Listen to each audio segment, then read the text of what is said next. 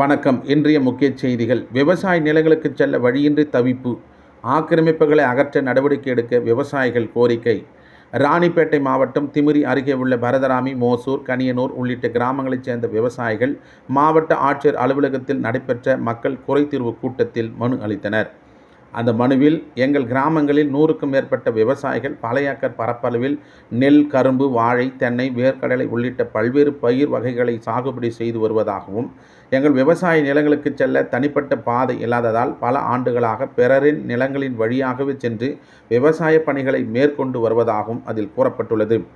இந்நிலையில், கர்நாடக மாநிலத்தைச் சேர்ந்த KGF சோலார் ப்ராஜெக்ட் லிமிடெட் என்ற தனியார் நிறுவனம் எங்கள் விவசாய நிலங்களை சுற்றியுள்ள தரிசு நிலங்களை வாங்கி சுற்றிலும் வேலி அமைத்துள்ளது.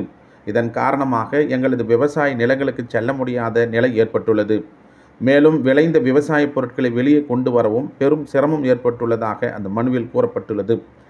மேலும் அந்த நிறுவனத்தின் தலைவர் பொன்னுசாமி மற்றும் விஜயராணி ஆகியோர் நில புரோக்கர்களை பயன்படுத்தி விவசாயிகளை மிரட்டுவதாகவும், உங்கள் நிலங்களை எங்களிடத்தில் ஒப்படைத்துவிட்டு வெளியேற வேண்டும் என்றும் அச்சுறுத்துவதாகவும் மனுவில் குற்றம் சாட்டப்பட்டுள்ளது. இதனால் விவசாயிகள் தங்களது நிலங்களுக்கு சென்று விவசாயம் செய்வதற்கே அச்சப்படும் சூழல் உருவாகி உள்ளதாகவும் தெரிவித்துள்ளனர்.